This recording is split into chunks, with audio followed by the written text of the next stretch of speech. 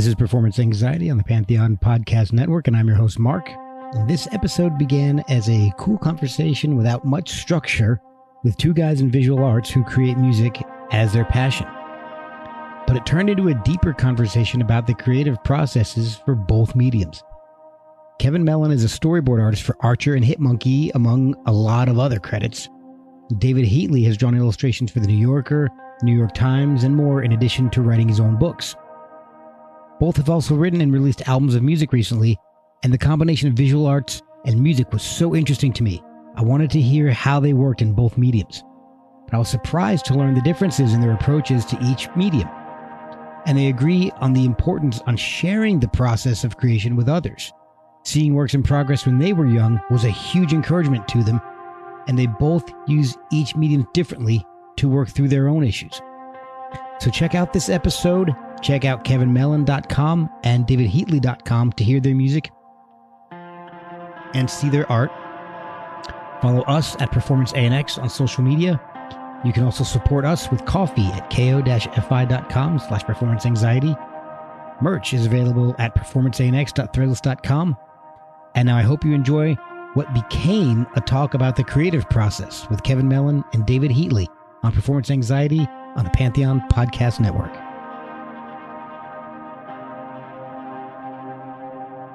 The host is the last one to join. That's always good. It's a way to start things off. Oh, man. Oh, how's it going? Let me see if I can switch this over. There we go. Now I can see you both. Oh, thank you guys for coming on. No, thank you. I hope this will be fun. Yeah, man. It's going to be terrible, and we're all going to hate it, and you're going to put it out anyway. That's about right. Just like so it's a normal episode. So,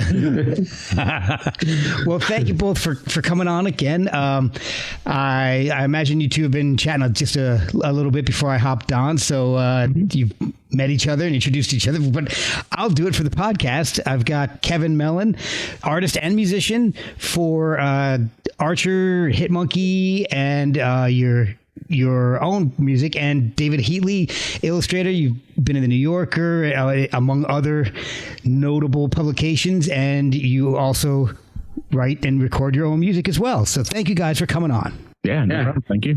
My pleasure. All right. So, and you both have new albums to discuss a little bit today, but we'll work our way into that because ever since I think I had you both on in fairly close proximity to each other, and it got me thinking about the relationship between music and visual arts. And David, when your PR guy, who's a friend of mine, Howard Wolfing, reached out and said, "Hey, David's got a new album coming out. Would you be interested in talking to him again?" It kind of reignited that thought. And I thought, when I do these types of shows, I like to have more than one person on so we can get an interesting conversation, because we do a deep dive the very first time you guys come on. So I'm like, I know exactly who I need to get up with to fill out this round table. Kevin is a perfect guy to talk about this with. So yeah, awesome. I was emailed Kevin a little bit this morning, and I was having a problem with this because for days I've been trying to come up with things to ask you guys. And all I can come up with is vague ideas and things that I want to know about, but I'm not finding the words to put them down into questions. And after coming up with a few, I decided, the hell with it. We're just going to talk, and whatever happens, happens. So my favorite kind of show. So yeah. Well, let's do it. You've talked to me, so you know I can talk. So yeah, that's not a problem. And David, you may have to refresh my memory, because when we spoke, you were actually driving down to New Orleans. Was that for this new album that just came out? Yeah, we talked. Actually, I was driving up from rural Louisiana back up to New Orleans, and I stopped in a hotel parking lot and did the interview with you because I was going to see a friend's show that night, and I wanted to, time it right. But yeah, I was down there doing the sessions for this record, If, which just is coming out now. So yeah, it was about a year ago, I think we talked. Yeah. So this is perfect timing. This is awesome. So the main focus, well, we have two foci Man, wow, what a word. I just pulled that out of my ass. Two foci for this episode, and it's putting that degree to work. Yeah, see, or Wordle, one or the other. So the new work that you guys are putting out, but it's also the relationship between music and visual arts. And they've always had a relationship as long as there's been both. If you take a look at stuff like music stuff, that's a very eloquent way of saying it. Works like Pictures at an Exhibition by Modest Mussorgsky, all the way down to things like Steamboat Willie. There have been connections between music and art.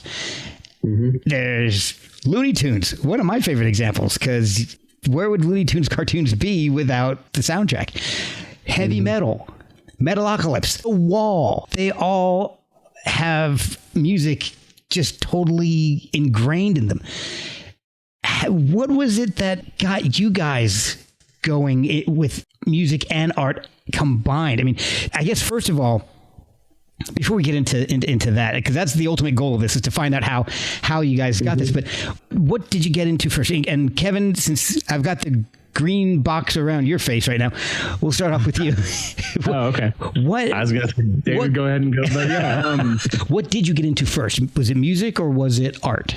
It's tough to remember exactly, but I would say that my earliest memory, creative stuff is being at a country concert in Branson with my parents and seeing the guitar player step forward to take his solo and me pointing, being like, that's what I want to do. But then a couple years later, it's the Batman movie the 89 Batman movie is about to come out, and I'm getting Cracked magazine and buying comic books and stuff like that. And I'm I'm doing recreations of these images and impressing my parents and my parents' friends with that stuff. I'm sure they were terrible, but for like a 8 or 9 year old, whatever, they're fine, Yeah. So it's kind of but I do remember drawing before that. I just I couldn't sit there and say that there's this watershed moment other than those two things specifically. And it's I realize now my brain has always wanted to tell stories. So for me, everything I do is a means to an end, as a means to that end. So I got good at drawing in order to draw stories better and to tell, I stopped this is a weird way to put it, but I stopped getting better at guitar once I figured out how to write songs. You know what I mean? I never became a shredder or anybody. I can't fucking tap to save my life, but I can play because I can play well enough to write, Yeah. And I can play well enough to guide other people, and the same thing with now as a director, it's I can sit there and I can hire artists that are way better than I am, but I can tell them how to fix their shit, so it's all a means to the end of how are we telling the story? And then what's the best, most efficient way to get there? And it's all storytelling to me. All of it is. Okay. So David, what came first for you, the chicken or the egg? A terrible analogy, I guess, but. Well, Kevin, I love everything you just described. I relate to all of it, actually. And I think it's telling you kind of went right to childhood, because I think kids don't distinguish between media. While they're drawing their picture, they're getting up and dancing and singing a little song. Kids are just naturally in their bodies, expressing themselves. And they have to be taught by an adult, no, you don't know how to do that. You know what I mean? Someone has to tell you don't know how to draw. Right. Whenever someone comes to me I can only draw a stick figure. It's when you were a kid, you never would have said that. You just would have taken out the pencil and started drawing. So I don't know. I think it's just allowing the enthusiasm for both to stay alive all the way through adulthood is kind of the work. I mean, I think of my creativity and my inspiration as this little candle that the world is always trying to blow out, and I'm just protecting it and going no, this is going to stay lit. We'll be right back after a word from our sponsors. Before you skip over this ad, give me 1 minute. Like most podcasts, I pick sponsors carefully, and I use the products that advertise here. Pure Spectrum CBD is a product that has been really beneficial for me. They have a wide variety of great products that can be used on a daily or as needed basis. I've been using the tincture every day, and it's been wonderful for easing anxiety. And I absolutely love the isolate. I use it instead of acetaminophen or ibuprofen, and it's worked so well for the relief of aches and pains. They also have soaks, lotions, salves, gummies, and more, plus an entire line for fitness recovery. They even have products for your pets. See everything they offer at purespectrumcbd.com. And if you have questions, they're there to help. They helped me when I had no idea where to start. After you fill your cart, use code PerformanceANX for 15% off your purchase. Pure Spectrum CBD, Pure Spectrum CBD, Pure Spectrum CBD. So, and I just would say they're like two different poles for me. Like the mode I'm in when I'm doing music, it's very embodied. It's like expressive. It's like physical in a way that drawing is much more like meditative and cerebral and solitary for me. And music is collaborative and like usually fun. I mean, that's like when I'm in the studio, that's my happy place, recording with people. I just absolutely love that. But I'm an introvert, so I need to recharge and just go be alone and like write in my journal and do little doodles and, so yeah, you kind of need both poles and they take center stage in my life at various times. And like right now I have no interest in drawing comics. I just want to make music, and that might flip in a couple of years or something. Was there ever, you rephrase this a little bit. I haven't even started the question. Now you got to rephrase it. Was there a work where it impacted you, both the animation or the artwork and the music at the same time? Was there something that was really impactful to you that really hit you and said, I see the connection between the two. I see how they can work together? David, why don't we keep on with you, since my little green box is around you right now? Yeah. Good question, because I have to sit here and actually really think about it. Which is fine. That's what editing's David, for. you take your time to think about it, which will give me time. My head went right to like the original Fantasia movie, the Disney movie. Oh, right. And I don't remember that being like a lightning bolt when I was a little kid, where it was like, I want to do both these things. But it was like a wonderfully effective example of how animation and music can like work together. And like the idea that these stories, like Kevin was just saying, it's all about the stories. These stories that these pieces of music seem to tell just on their own. It seemed like the artist somehow knew exactly what that story was and illustrated it perfectly. So the idea of like, these plants in the forest and mushrooms, like doing little dances to the, I don't know if it was a Nutcracker Suite or something, or that like Night on Bald Mountain with that giant demon with those like little naked, people falling into hell. Like it just seemed like, wow, this was what the music was trying to communicate, and here they have illustrated it. And of course it was not that, but it just seemed inevitable, or something that they pulled the story and made it visual in a way. And yeah, it was like I've always marveled at that film. To be fair, I forgot about that film. So that may be the first one that I remember watching, now that you mention it as well. I think this is going to be a weird thing, but it's kind of what popped into my brain. But the video for Aha's Take on Me. Yes. Oh, cool. I don't know that it's not a watershed moment, but my brain, when it goes back to, it's like, obviously growing up watching Disney films, that's just a marriage of music and art already. But as far as like, thinking about things in terms of attainability, like creating a song and creating a visual to go with it, like that's kind of where my brain goes back to. Like, even, you think about, I'm trying to remember what it was. My brain goes to like Beavis and Butthead, but not Beavis and Butthead, but like it was, maybe like a Butthole Surfers video. I don't know. There's like videos though, where there's like animation going on. Yeah. And like, anyways, since I don't have the specific reference, I won't belabor the point. But like, for me, it was, again, like, to beat a dead horse, like going back, it's always all about like telling a story. But also I tend to view all of it as problem solving.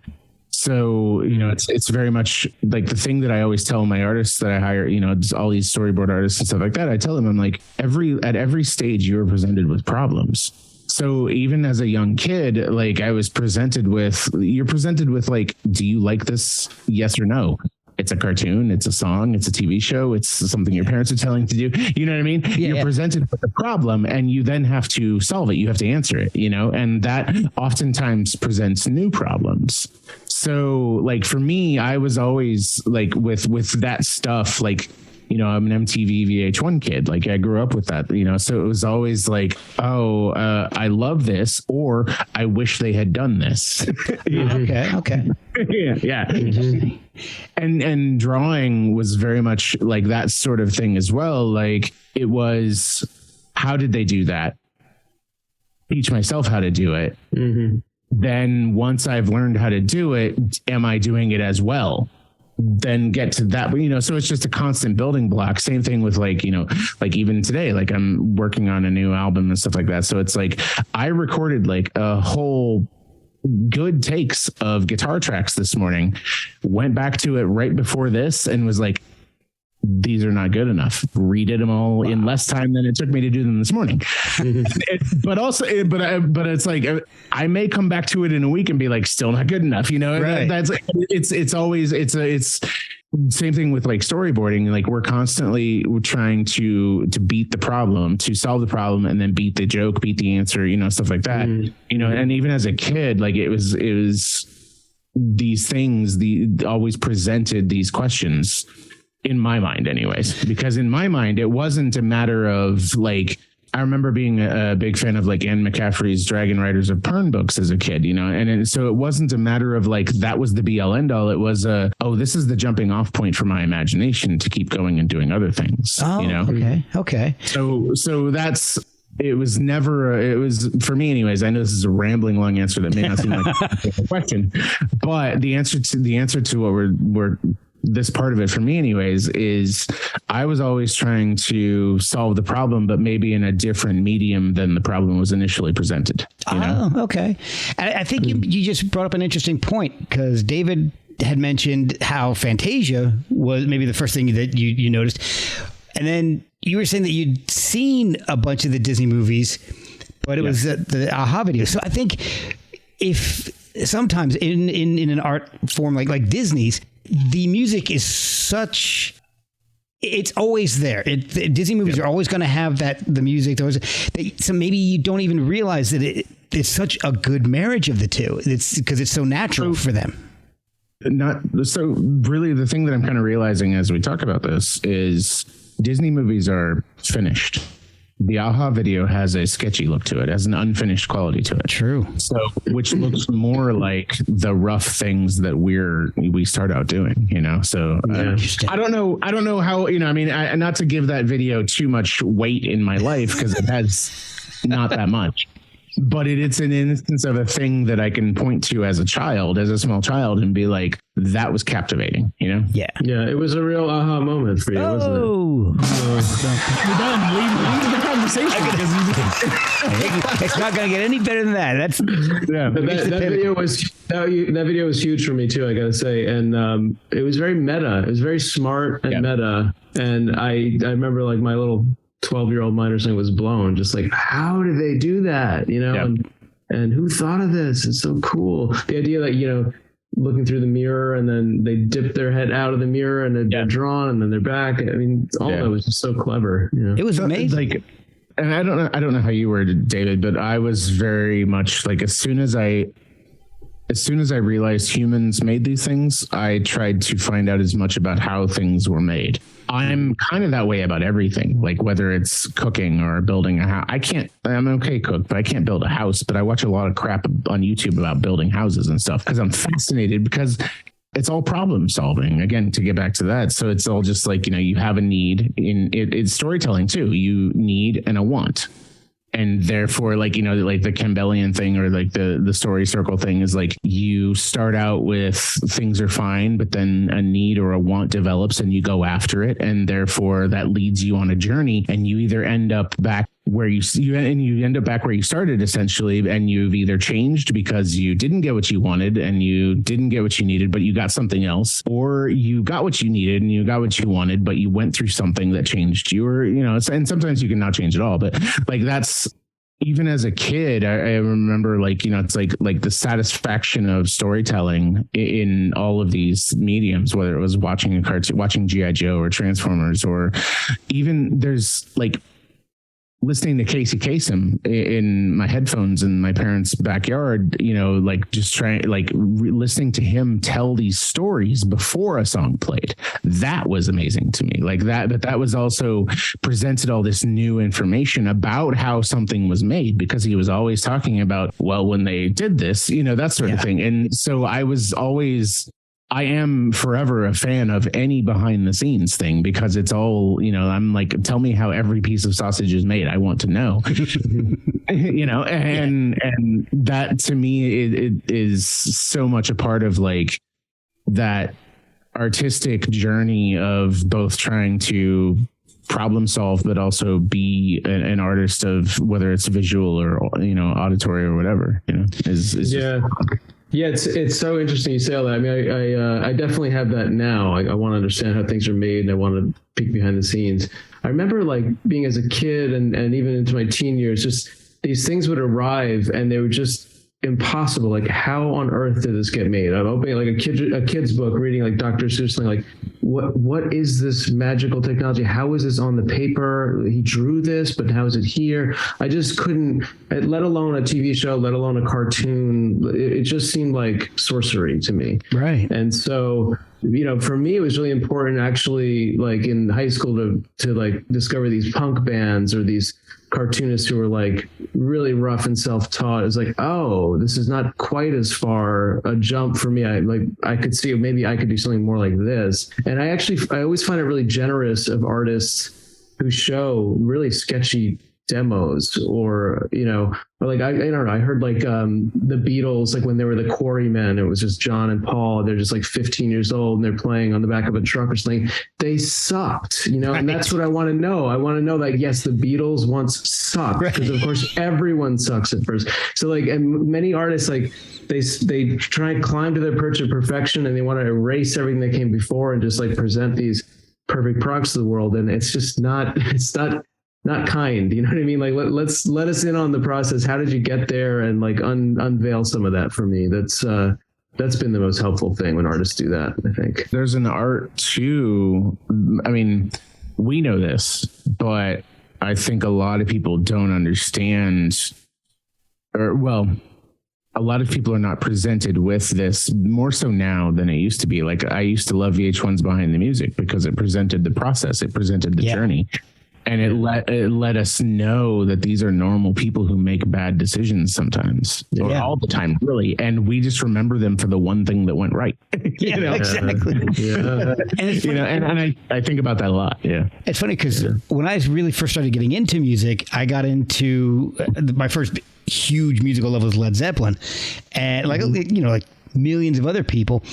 Teenage boys especially, but I remember going to record shows when they had those and finding bootlegs of demos and picking those up and hearing a song's progression from just a 2-minute acoustic unfinished piece, and hearing, you know, here's demo 1 take 12 and then take 37 and then take 48, and just hearing how it progressed, and like, this makes so much more sense than hearing the finished Stairway to Heaven on their fourth album. You know, I hear, here's 2 years earlier, here's Jimmy's working on the opening riff, the intro to it, and it's unfinished. He's hitting some sour notes. Things are just not going right. And that really opened my eyes to the whole process. And so I definitely understand what you're talking about. And that's one of the reasons I like when artists will release deluxe issues with demos of songs, and they're still a lot better than the very first demos. But I love seeing that process of a piece going from something rough and raw to their final presentation of it. Yeah, totally. I worked at a record store in the late 90s right out of high school and stuff like that. And I had gotten, like, you know, BMG was a thing. So I got all the free records, you know, in the early 90s and stuff like that. So Led Zeppelin 4 was like, I saw it in Guitar Magazine. So I got that and blew my mind, obviously. But the BBC sessions came out sometime in the late 90s there. And that was that's kind of honestly my favorite Zeppelin record, like, because it's not a real record. It's just a bunch of different versions of them getting better at playing these songs live. Right. Which totally, now that I think, I've never thought of this before, but totally explains, like, a few years later, like when the Mars Volta came out, I became obsessed with them and their live stuff, because with their first album's amazing, but like then they wrote their next record over the next 200 shows they played, because you hear the evolution of that. And I don't know. Anyways, I never put that together, but I love that. I love seeing that evolution of bands. Like I'm a fan of Bad Omens, and I got into them like a year or two ago or something like that. But I've just been watching their live shows on YouTube. Never seen them live. I like their albums and stuff, but watching them just progress as a live band, I'm like, oh, this is how you course correct, and this is how you get level up, and watching that sort of thing. And we see it in comics all the time too. It's like the first issue of a comic, we're like, oh, this is cool. 10 issues later, that person is either operating at peak function or, oh fuck, get me off this train, Man, this title maybe changed from music and visual arts to just the creative process, because this is fascinating. I'm enjoying it, and we've already branched off from what we were talking about. I was actually asking, David, I don't know if he can speak to this, but I was talking to him because you sent me that link to his album, and I was going through it, and it's an eclectic group of songs, but it has a through line and a voice that's consistent. And because I was asking him if he produced it himself, and he kind of said no. David, you can speak to that stuff, but it seems like David is the through line, and I think that's interesting. Like, that to me is like when you can spot the thing that makes it, the glue, essentially. Oh, for sure. So, all right. So the next, in my notes, I have this as the next obvious question, but we've talked about so many things already that maybe it's not so obvious at this point. Has your illustrative work ever influenced your music, or vice versa? And whoever wants to jump in first is fine with me. But so have you ever drawn anything and that maybe struck a chord, pun completely intended, or written something and decided I need to draw something that goes with this? I'll say, when I was in high school, my band, it was like a 2-person band. We're kind of like Ween or something. It's like spoken word, weird stoner poetry. And we would play in the East Village in these like open mics, and I would draw the flyers for that. And I think that's pretty common with bands. Like, someone in the band, oh, draw us a flyer. Right. Or maybe you partner with an artist, but that was probably the first experience of like, okay, I'm going to try and get my quirky sensibility. Here's the same person who writes these quirky songs. This is the way I draw. And it did seem to match, and I drew like our record cover, but I would say like, they did remain fairly separate for me for many years. And it really wasn't only until my last record, Life Our Own Way, where the single, I was like, I want to illustrate every frame of this animation myself. And I got really obsessive about it. I spent like 4 months. I drew frame by frame for like a 3.5 minute video. And that's a lot. It was a lot. And it was like this real obsessive labor of love. And I felt like that's the first thing I could point to where it was like, okay, that's really a perfect marriage of like my drawing and my art. I don't think I've ever done that. And I'm like 48 years old now. So it took quite a while. We'll be right back after a word from our sponsors. Yeah, they've been pretty separate pursuits on the whole for me. Honestly, very much the same as David. Like I was trying to think. Until you said the flyer thing, I wasn't going to even connect things for myself. But I did do all of the art. Like, so my first band in high school, it's like, like I designed the logo, we made t-shirts, like, but it was all drawn by me. I drew every single flyer and stuff like that. Shot, like, concepted out, like in my sketchbooks, like what the cover art was going to be, and then shot it, like found a camera somehow, found the film, paid to get the film developed, because that was that time, that sort of thing. Yeah. Like did all the, and like, it's like, and was working with I forget who it was. There was like some big like CD PC manufacturing company at the time that everybody did their stuff through. And it's like sending them examples of my handwriting as a 17-year-old, like, and just being like, can you find a font that matches this, you know? Wow. Whereas now which, you know, in 2016, when I put out I've been in bands and stuff, but I had never done a solo album. When I put out my first solo album, I was like, I asked somebody else to do the cover and they said no. So then I was like, well, fuck it. I guess it's just me again, you know? So and then I did this lyric book and hand wrote everything and all that, you know, and that's still to the, like, even the stuff I'm putting out now, it's just like, you know, like the instrumental album I just put out like in January or whatever, like the painting is my girlfriend's kid did that on my iPad. And I was just like, that's kind of cool. I like that. I'm going to save that. And so then it ended up being the cover, but I'm sitting there doing all the handwriting and stuff, you know, it's like, I'm still, even though I got this like 6-year-old to do the cover for me, I'm still, man, but yeah. That's pretty That's good. Great, man. I love that. Yeah. It's pretty awesome being 6 years old and having a cover art credit. My next instrumental one, so I do this series of instrumental albums that are just solo guitar, weird ambient noise shit, whatever. You know, I'm a very big fan of Robert Fripp and Frippertronics and stuff like that. Yeah. So it's in that alley, just mixed with more weirdness.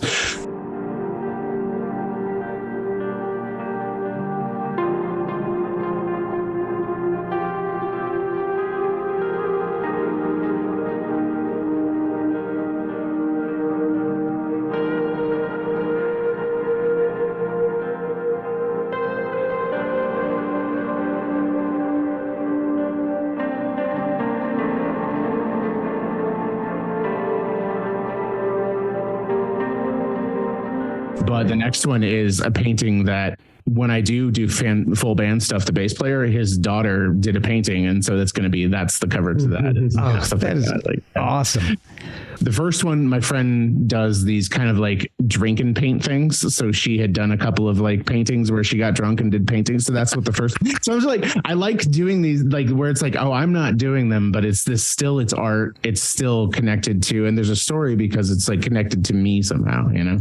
Well, since the two of you up until recently have kept your music and your art separate, was there anybody that was visual artist that had influenced your music? Like I heard this, or I saw this art and it inspired me to write this song, or vice versa. You know, I heard this song and it made me want to illustrate a story to it, or say, do you guys have any examples of that? I know I'm kind of just throwing that at you, so it's may take a minute. So curious, I'm always curious to hear about influences. And since you guys do both animation, illustration, visual arts, and music, I'm just really curious to know what visual artists may have influenced your music and what musical artists may have influenced your visual art.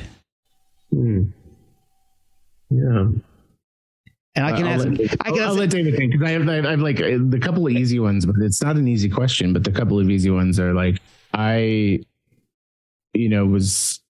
a huge fan of, not obviously, but like I'm a huge fan of the band Tool. So like in college, like I spent a lot of time trying to draw, like I did a couple of assignments where I was drawing like stuff based on their songs and stuff like that, because Adam, their guitarist, is a visual artist and he's a sculptor and, you know, and all that stuff. So it's like, I was very, that was like, oh, this is relatable. This is someone who plays guitar like I do, and who has a band like I do, and who is also controlling the artistic vision of that band because they can execute this. And so that, you know, but I would sit there and, you know, and I would very poorly, you know, for assignments, do like a version of their song every once in a while, stuff like that. But really, like for me, like a lot of like the music to art stuff was like, I would find a song that, you know, it's like, whether it was like, we're talking the 90s, so it was probably like Rollins Band or Pearl Jam or something, you know, it's like, but it'd just be on loop. That way, I don't know what sort of mental pathway stuff I have going on, but I will put a song on loop and just let it loop, and then I'll work to that, you know? And so that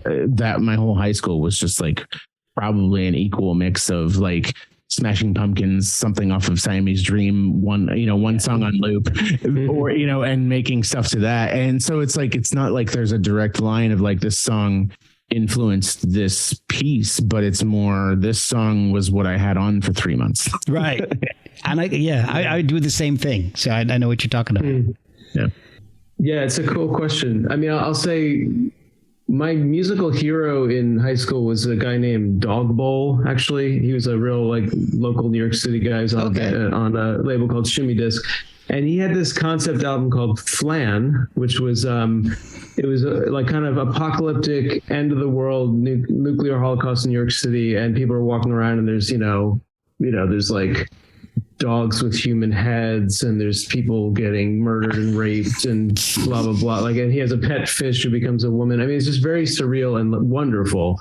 He wrote a novel that was a novel. Then he did an album based on the novel, and he did like big oil paintings based on the characters. So when he was doing that, it just kind of blew my mind. Like, oh, you can do everything. Yeah. You can put all your talents to bear on one story. It was just like revelatory. Wow.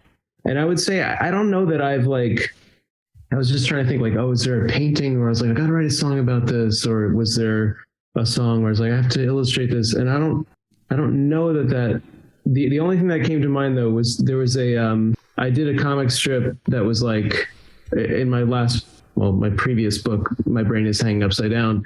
I did a strip called Family History, which was just like showing like every person that I knew of in my family history. And each time someone was born, there was just a panel with like a woman in a hospital room just going, oh, and then like you would just see the baby in the next panel. And it was just like punctuated throughout the whole strip. It was like, and I was thinking, I went to see, Pixies play live, and they sing, said the woman to the man she adored. And I was like, oh, that's where I got that from. That's awesome. Yeah. Oh, man. And I just looked up Dog Bowl. I'm going to have to check this out. Dog Bowl, Flan, songs from the novel by Stephen Tunney. Yeah. Wow. That whole thing sounds incredible, which I'm gonna have to look it all up and go down that rabbit hole. Me too. I can't wait now. Dog Bowl has got to be great. I mean, this is tangential, but I remember like, it's like 92, 93 and Blood Sugar Sex Magic is huge. It's all over the world and stuff like that. And like being a guitar player and like, loving John Frusciante. And then him making that first solo album, Neanderlades, and I don't remember the rest of the name of the album, but it's all just, it hit home in such a weird way at that same time, because it's just this dude. I mean, I didn't understand heroin at the time. Now I do, but I haven't done it, but I understand, but it's just this, let's clarify that one. Let's talk about heroin, guys. But he's just this dude fucking high off his ass, just demoing stuff on a 4-track. And that became the album, and so it's just this weird thing. But I remember like listening to it, and it's just all warts. It's not, and it's just that glimpse behind someone just being creative and just going wherever their mind fingers lead them. And like, I just remember listening to it and just being like, how do I get this out? Like, I don't want to do that, but I want to do that in a weird way. Does that make sense? Like, and that's the same thing. Like, I remember reading, like, it's like there's these magazines like David Anthony Kraft's Comics Interview or Comic Scene magazine as a kid, or the Comics Journal and stuff like that, and seeing process sketches, seeing pencils, seeing layouts and stuff like that, and going like, okay, like they start the same as I do, but they finish it much better. How do I get there? How do I take this thing that looks the same as a stick figure thumbnail, and then when I'm drawing it as an actual page, it looks fucking rad as fuck. I am not getting it to be rad as fuck. How do I do that? Right. Yeah, that's great. I love that. And it's funny you said about the Chili Peppers were big in my high school too, and I remember that Blood Sugar Sex Magic, like there's a movie or a video of like them recording at that mansion or something. And I think it was John, the guitar player. He was just, I just loved how free they were. They were just so bold and just like wore their sexuality so proudly. And he was just like, I'll be sitting there and sometimes I'll get just like this guitar licks come to me and I'll play it. And sometimes I'll just have to like go jerk off because I'm so turned on. And it was like first of all, in the 90s to hear like a rock star be like, I jerk off. Yeah. It was like unbelievable. I was like, oh my God, it's okay to jerk off. Me too. I love that. I'll always remember that guy. And honestly, I'm laughing partially because I did recently rewatch that. So. Oh, did you? Oh, you know exactly what I'm talking about. No, it's all on YouTube now, which is the amazing thing about now is like, and it's still just as wild as you remember it. So a lot of artists, creative people musicians, visual artists turn to their work to work out their issues, to work out problems that they've had in their personal lives. Do you guys turn to one medium first when you're trying to work something out? Is it artwork, or is it music, or is it a combination? Does it depend on the problem or the issue? I'm throwing some. I'm sorry, but I kind of feel like maybe should have sent you these questions first. No, you're fine. You're fine. No, but I only came up with them last minute, so no, you can edit the air out. For me, it's music. I don't know about you, David, but for me, like everything emotional in the moment is music, and then everything considered, and because drawing takes more time than music. So That's a good point. Yeah, I would agree with that. Music's very in the moment expressive. I mean, I would say the process of writing a song can be a similar kind of considered energy for me. Yep. But I would say like my last book is called Qualification, and what I'm working on trying to adapt that to an animated TV series now. But the premise of it was like, I grew up in this like really culty kind of 12-step family where the 12 steps were shoved down my throat all the time. It was like, oh, you're an addict, you're a debtor, you're this, you're that. Wow. And I wound up, by the time I turned 30, and I always just refused it. I was like, I want nothing to do with this world. This shit's crazy. When I was 30, I was like really vulnerable. I was kind of out of work, not just out of sorts, and like just the impending fatherhood was fucking me up. And I was very vulnerable, and I was just like, all right, I'll try these programs. And I wound up getting sucked in and going for like 6 years. I went to like 7 different programs. I kind of got addicted to going to these 12-step programs. So this memoir I wrote is about what I found there, what that journey was for me, when I finally left, what was that about? And that's such a like vast subject to try and get your head around. I could never like write a song or even an album about that. That took like 400 pages of a graphic memoir to get that down, and it took about 6 years to get that down. So yeah, that's the difference. Like it really took me probably like 4 years before I could even start writing that book. So I was like, I don't even know what I want to say about this. I'm so angry. I'm so blah, blah, blah. And by the time I started it, I was in a different space. And by the time I finished it, it was like no longer this angry screed against the 12 steps. It was like, all right, here's what I gleaned. Here's what was useful. And here's what I hated about it. It was like more of just an honest personal statement. But yeah, with a song, it's like, I think of them as like poems or like haikus even. They're just such short little blips of a narrative versus comics or a book length thing. Okay. Like I'm in both worlds. All 3 worlds. It's like I'm writing comics, drawing comics, and stuff like that. And some of it's stuff that I've been marinating on and working on for like over a decade, just bits and pieces and stuff like that. And some of it is personal overtly, and a lot of it is more subvertively personal. It's like a weird like we're fighting, demons and stuff like that, which is both personal and, not, in a very superheroic fashion. But the music stuff, the id of my personality is kind of on display for everyone to see, because it's like I have these 2, out right now. I have these like 2 rock albums that are like full, vocal, whatever. They're thought out, they're considered, and and stuff like that. And like I'm actually, I put out an EP last year, and I have an EP that I'm sitting on, and then an EP that I'm finishing right now. Like those 3 EPs tell a story. Like they're all like a full, like it's 15 songs or whatever, 15 songs that tells a full story that I have to think about, and whatever. And it's like, so even though the music is in the moment and emotional for kind of writing a lot of that stuff, the actual finishing of it is very considered. But then I put out these instrumental solo guitar albums that are literally like, the pieces are, I could never recreate them because I don't know how to fucking play them. I did them once. Yeah. That was what they were. And they're out, you know what I mean? Yeah. Like so I am wanting to do live shows of that, but it won't be me playing those albums. It'll be like, you're going to get what you get in the moment, because I have no clue what I did then, because it's all just reactions to, the first solo one, the first weird guitar album was like a reaction to depression and pandemic stuff. The second one was like, I had health stuff that landed me in the hospital last November. And so when I got out and all wasn't back to work yet, but I could play my guitar. So that's what I did, and so, it's that weird mix, and then the comics, like I come up with these ideas, and I often don't know what they're really about until I'm so far along that I'm like, well, fuck, I guess I have to put this out in the world because I like the idea and I like the thing, but it's really saying some personal shit that if people dig, they'll find that, you know? Okay. Whereas David's completely just going like, no, here's the fucking tea. Like,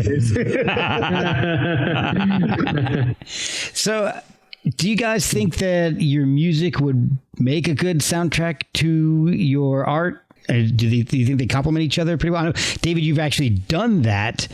Not your newest album, but your previous one that you'd mentioned. Yeah. I guess I'm talking more general. I mean, do you think that your music matches up with your art?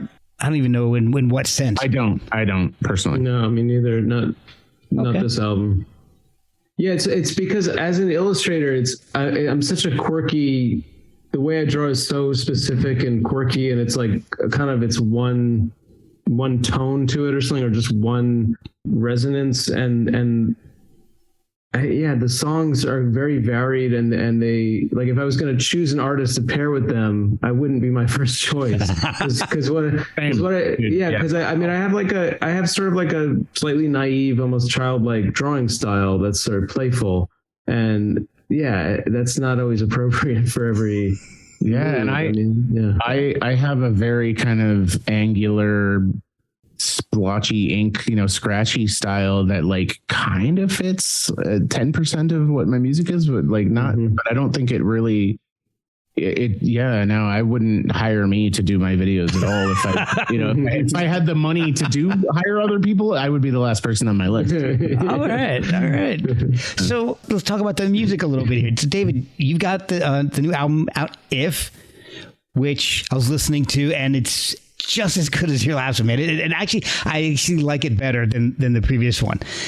The opener, I mean, that's great. It's got this Bacharach sound to it, which I love. It's rest in peace. You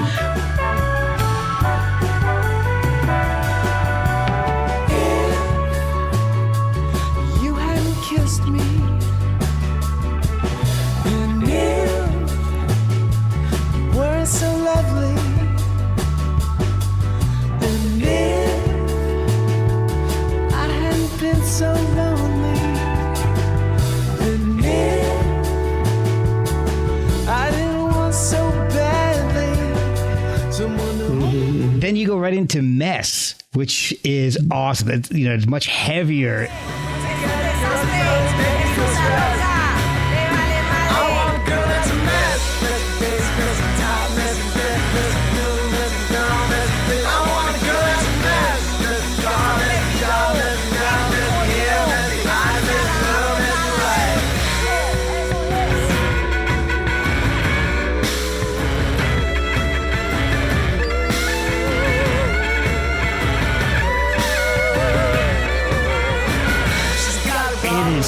Mess or Stop Wasting Love. I think one of those, they're vying for my favorite on the album. They're just, and I think you've really hit a new level with this album. Singing, writing, everything. Like Clean Living, your singing is just amazing on that. I think you've really hit a new level from the previous album. It's so good. But I don't want to defend myself. I don't want to go and be with somebody else. They say I have to find love in some other way. Keep living for the rest of my days. Try to understand and find, but I only wound up losing my mind. I don't want to see the light and have to embrace clean living for the rest of my days. I'd rather be. Wow, I'm very flattered and gratified to hear you say all that. Yeah. And you did some great work. So like you saying you were kind of working on it the last time we spoke, and you're working with some awesome people that I've had the good fortune to have on the podcast, like Mark Bingham, Louis Michaud. You've also had Lily Lewis is on there. So I mean, you've working with some great people. Was that because of the experience you had working on the previous album that you went down and started working with the same group of folks? Yeah, totally. I mean, this was, Mark produced the last record and sort of generously opened his Rolodex and basically like hired every musician who was on that last record. And then it was like, as you know, while finishing that record, I was already writing these new songs. And so in some ways I was even writing the songs kind of with some of their energy in mind. And I think they were inspiring some of the themes and so yeah, I mean, I'd say most of the players are the same for this record as the last one. And then there's some additional, I'd say the biggest difference, and I agree, I think this is a better record. And I think it is, my songwriting has gotten better than the last record, but, probably the guy who made the biggest difference is a guy named Jimbo Walsh, who did these incredible arrangements. He did all these horn and string arrangements. Oh, cool. And I got to really give him credit, because that just adds like a color and a texture to the songs that I know I could never have done. And he brought in, like, he and Mark kind of picked players that, this guy Rex Gregory played like every kind of woodwind on it. And then it's like trumpet player, cello, and, so yeah, it was like there does seem to be an extended musical family down there. A lot of people do know each other. So it was just cool to be plugged right into the middle of that world. And then once you know 10 of them, it seems like they know everybody else, and you can get people to play on your stuff. Yeah. Yeah. And if they like you, it makes the music even better. And you guys definitely seem to have a chemistry between the two albums. It's evident in what I was listening to. That's cool to hear. Thank you, man. Yeah. No, and that's like I was saying earlier, like there's definitely like I don't know if eclectic is the right word that I used earlier, but it's like, it's all over the place, but it's grounded through the personality through it, and it's nice to hear that it's a lot of people that you've worked with before, because that makes sense. Like it sounds cohesive, because of that, and it's like, I think my stuff like is probably only like cohesive because it's either 100% me or people I've known for 25 years, Right. Yeah, I'm sure. Yeah, I'm sure that's true. Yeah. It's all coming from that same well, right? Yeah. And so, Kevin, and you've got your new Guitarscapes album recently came out, and you're like you said, you're also working on some EPs, which you kindly let me listen to one of the ones, and I gotta say, man, it's really awesome. I mean, it's got this. All right, so let's talk about the EP for a second. I love the way it sounds, kind of like the band Pelican, but with lyrics. Thank you. I appreciate that. That's a huge compliment.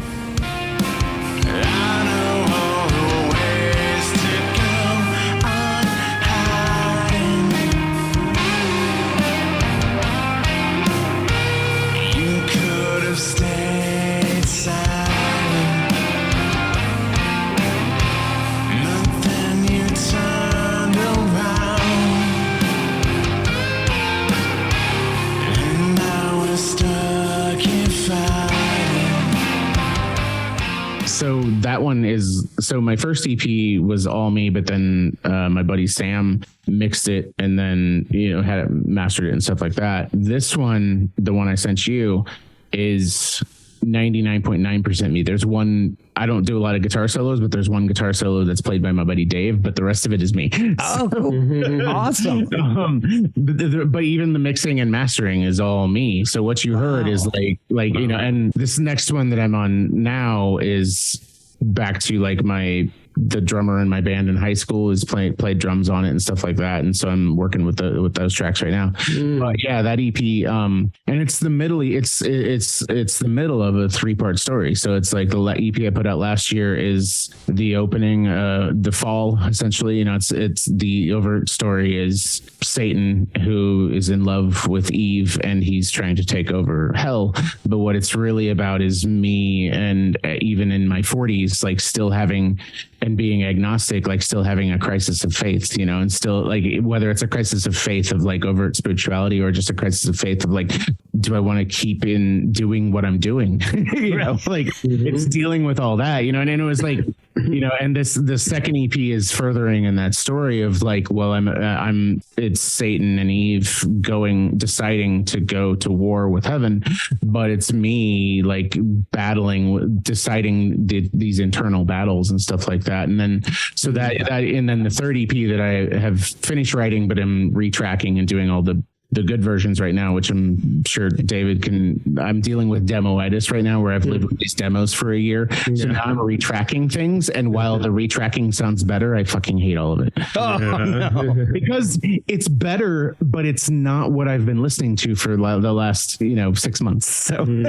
I get it. It can be torturous. Yes. Yeah. But that is finishing that story and finishing that story because it became a story throughout the process of making all this stuff. It's also like I've made a decision to write about stuff personally that I never thought I would say, but I'm writing about it in the voice of these characters. Does that make sense? Mm-hmm. Oh yeah, absolutely. So even though it's these characters talking about this stuff, it's very much me dealing with stuff that if the people who I was talking about knew, they would be like, fuck. And that's a different place for me. I haven't really kind of been there before. So but I'm trying to figure it out. So that's that EP. And the only reason it's not out yet is because I've delayed putting it out to kind of figure out releasing it in a way that makes more sense, and just kind of, I gave myself a deadline of getting all those 3 EPs done and out last year, and that didn't happen. So it's just like, okay, make it good, and then make it as good as I can within my limits, because I'm limited as fuck. So it's like, make it as good as I can and then put it out and make sure it makes sense. And also it's giving me time to like figure out like, okay, like how do I shoot videos for this stuff? How do I make content? How do I, whatever, all the bullshit that we have to do now as far as like posting on TikTok, posting on Twitter and all that stuff, So yeah. And the thing is though, and I don't know how much you write, David, I assume probably a lot. I've got the next 2 albums written. So that's not even like the EP, those 3, like the EP that hasn't come out, the EP that I'm working on now, but the next 2 years worth of shit's already written. I just have to, it's done. Like, wow. Yeah, I have my next record written too. Yeah, it's funny you said about trilogy too, because I really relate to that. I guess there's linked to the number 3 for sure. Yeah, but I feel like my first solo record, Life Our Own Way, was kind of my almost like honoring all the musical influences, and it was 15 songs, and they're all very different, and just kind of trying to smartly like analyze what makes a good song and write my own version of that or something. Yes. The second one was like much deeper, more personal, like here's a self-portrait in a way. And then I feel like this next record that's coming after this one, I think I've gone to an even deeper layer that's more like what you were describing with, Adam and Satan. It's more a mythological, archetypal storytelling, that these songs that came to me are much more like really ancient folk songs. And I've never written anything like this. So I'm kind of excited. I'm kind of excited about this like triptych of like going, deeper layers down into the earth. And I'm really pleased with the way these songs came to me, because they don't feel so personal to me, but they feel deeper somehow, and they feel like they're going to be maybe even more accessible to people for that reason. It's an interesting place to be in, that spot of it's interesting how I can see, Mark, why you wanted us to get together, because like we're very different but in very similar spaces, and it's I talking about the influences thing, I actually have the whiteboard behind me. There's one of the things at the bottom right above my shoulder here is a list of songs that I've written. One of them is a cover song, and then the rest is songs that I've written that sound like bands I was influenced by. So and I'm going to put out an EP at some point in the next year or so that's like just called Influences. So it's like, oh, cool. Yeah. And Mark, I think I sent you one of them as a cover of a Soundgarden song, but which I still haven't put out. I don't know why, but I need to put it out. But like, and then the rest, it's like, but it's not even, it doesn't sound like Soundgarden. It sounds like me. Exactly. But it's really good, man. You definitely need to put that out. Yeah, I do. You should send it to David too. Yeah, please, man. Send me some stuff. Yeah, I'm happy to. But it's each of these things, like as to get back to kind of where we kind of started, like each of these things, I kind of give myself a problem to solve. So it's like for the album that is after these, the 2 that I was just talking about, like it's this stuff that is these songs that all bleed together. So it's this weird kind of like, for lack of a better term, it's like musically, it's thematically linked and operatic and stuff like that, in the sense that like I've some pieces I wrote 2 years ago and some pieces were written like last month, but like part of it is like it all bleeds together and it repeats parts and stuff like that. So like there's songs that like have similar recurring elements, which I've never intentionally done before, you know, and it's just me kind of, and I don't know that anybody else would notice this, but it's me sitting there going like, okay, like I did this similar riff. Am I just rewriting that song, or is this a new thing that, and it becomes a new thing. And that's where so I just take it to be like, okay, this is like this same kind of riff, but I'm playing a little bit faster and I like that. So let's see where that goes. So I make a new song out of it. And that's been an interesting thing to kind of dip into, because I'm a big fan of like the thematic rock opera thing. And I'm not that I can write fucking Quadrophenia or stuff like that. Like I'm not that good, but I like the idea of that's the story. Like that's the problem, is like, you know, how do I make all this stuff fit together that is really, and David, I don't know how you are about this stuff, but like I often write songs in pairs. So I will write a song and then a week later I'll write another song, and they're very similar. And then I kind of just go with the one that's better. Wow. Whereas with this stuff, I am sitting there going like, okay, they both can work. They both can work because they're thematically similar. Does that make sense? That's really cool. No, I don't do that, but I love that idea. It's like writing a similar song and seeing which one's better. I see Dave's wheels turning. Yeah, it's not something I ever considered until, honestly, pandemic, because I couldn't go out. So I wasn't doing much and all that stuff, you know, and my way of dealing with stuff was writing songs. So I wrote like 4 hours worth of shit. And I noticed over the process of doing that I would write something and then a week later write another thing, and they would feel similar.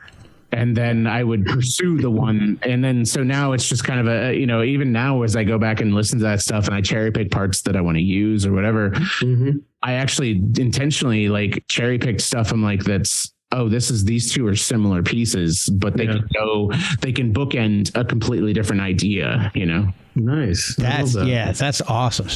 So with these new albums coming out, Kevin, hopefully we're going to get yours out soon. I'm gonna annoy you with, hey, when's that stuff coming out? You send you emails all the time. But are you guys planning on doing any live shows to promote it, tours, or even just local shows, or are you guys pretty busy with illustrations, animations? Is it not possible? What's going on to help support and promote the albums? David, what have you got going on? I mean, I haven't played a live show in probably 6 years. And my last record was just a digital release, and I basically made some music videos and I called it a day. But I did actually just got invited through Howard to just play a couple songs like on a TV station down in New Orleans. So that'll be my first time like playing quote unquote live, like in the studio at least. And then I do feel like there's some kind of energy gathering in me to play more live. I don't have any plans, to be honest, but okay. I'm just kind of open to these intuitive thoughts I have, because they usually lead somewhere. And I find myself practicing my songs right now, so I kind of feel like there will be some opportunities over the next year. I'll let you know if and when they happen, but that's just a sense I have. I'm going to be playing a little bit more live. Oh, that'd be awesome. Kevin, what about you? You playing any? I played some shows recently, you know, pretty recently. I did a couple shows last year. I live in Atlanta and I'm from Kansas City. So I basically went back to Kansas City and just basically pulled my old bandmates out of their day jobs and made them play shows with me. Because it was just easier to grab friends rather than find strangers, you know, and that sort of familiarity. And they are open. I am going to do more this year. They are open to doing that stuff. But I also, I realize that like, it's going to be, I have a much more malleable life than most other people in my life. So I can go do more things, it's like, I don't have any kids, stuff like that, so it's like, I'm that alone makes me infinitely more malleable than most other people as far as what they can do. So I am working on scheduling full band shows. Also, right before this, I'm doing a ton of research and doing deep dives into like, what can I do that's by myself? So it's like, can I take this laptop that I'm talking to you all on and make that like this, that's the band, and do stuff like that, and so I'm trying to figure all that out. And so the idea being like, like it's me and a guitar and a laptop and, which maybe would have been weird, even a couple of years ago, but is so the norm now for a lot of stuff. It really is. In fact, I'm going to throw a little plug out to a band that I've recently discovered, had on the podcast, and they do that in their live show. It's a band called Monsoon, and it's a duo, guitar and drums, and that's it. But they do a lot of triggers and things like that on computers, and it's a lot of vocal harmonies. Sienna Chandler harmonizes with herself with pre-recorded tracks that she triggers, but it sounds so amazing. You can tell she's playing live, but it just kind of fills the gaps, and it sounds so good. Yeah, and that's exactly what I'm looking into. Trying to figure out like, okay, so if it's like going to be a solo show that's just me that I could book, then okay, that's a full backing track stuff thing, But it's like, okay, if I can't get the bassist or the other guitar player that I'm friends with, and you can't train anybody to play the stuff, and could it just be me and the drummer, and then the rest is backing tracks? That's what I'm exploring right now. Okay. While I'm trying to start the process of booking things and all that, so it's like I'm literally putting out feelers like, hey, can I wants this weird thing to come, but also I'm trying to book like the Guitarscape stuff. I'm trying to make the Guitarscapes live stuff that I have in the works a more of a show, for lack of I don't know how else to put it, but to make it more of an event type thing. So it would be like me in partnership with, just to throw it out there, like stuff that I'm experimenting with, but like aerialists, so it's like they would be doing stuff. Nice. I would be performing my thing to that, or like I know some friends who do like magic rituals and stuff like that, so it would be me doing that while they're doing their live on stage magic stuff, and stuff like not card magic, talking like summoning type shit, so it becomes like a performance. I know what you meant. Yeah. And so that's what I'm trying. None of that stuff is booked yet, but that's what's in progress. So that's like to make the Guitarscape stuff. And if that stuff doesn't work out, but even if it does, the other thing is I'm also trying to figure out like, okay, like visualizers and performance, it's like, so could it be me in front of a screen that's projecting something, or me behind a screen that Gorilla style that's projecting something, you know what I mean? Trying to figure all that out. How is it graphics that I'm creating? Am I getting other people to do this? I'm working, and so that's all nebulously in progress. All right. So where can people follow you guys, find the new music that's coming out, and keep track of where these future live dates will be? Kevin, where can they find you?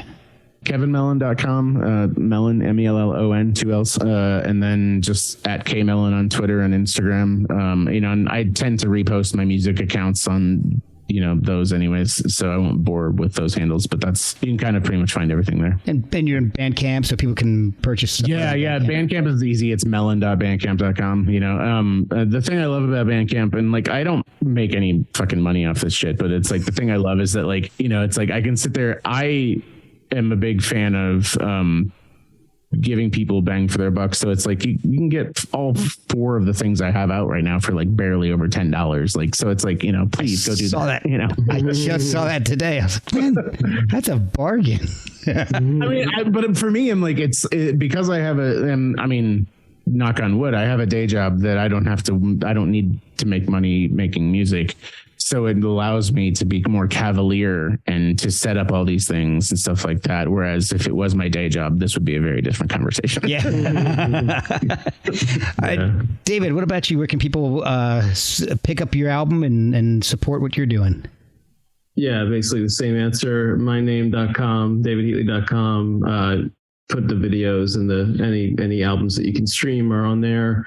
Bandcamp is also, you can find that on the same website though, davidheatley.com, and then on Instagram, just my name, David Heatley. So that's more like a peek behind the scenes, like we were talking about, like what's like in my art studio, what demos am I working on. People can see that kind of process stuff on Instagram. All right. Well, this kind of this expanded in ways I had not planned, but ways that I think are amazing. So thank you guys so much for answering these ridiculous questions that I kind of just popped into my head. No, they were good questions, dude. Thank you. And I appreciate you guys both hopping on and spending some of your time and just explaining your process, because it kind of went from the relationship between music and visual arts to the creative process. And I think that's what this one may end up being. So thank you guys so much for all of this. This has really been a great chat, and I really do appreciate it. Really enjoyed it too, and great to meet you, Kevin. Yeah, it was really nice. Yeah, it's honestly like it's really heartening to meet someone, and thank you, Mark, for doing this and understanding that there's a similarity there, that there's a Venn diagram overlap there. So it's really nice to meet someone who is doing what on paper seem like to be the same things, but they're very different, but philosophically seems very, like-minded as well. So that's nice. Yeah, definitely feel that.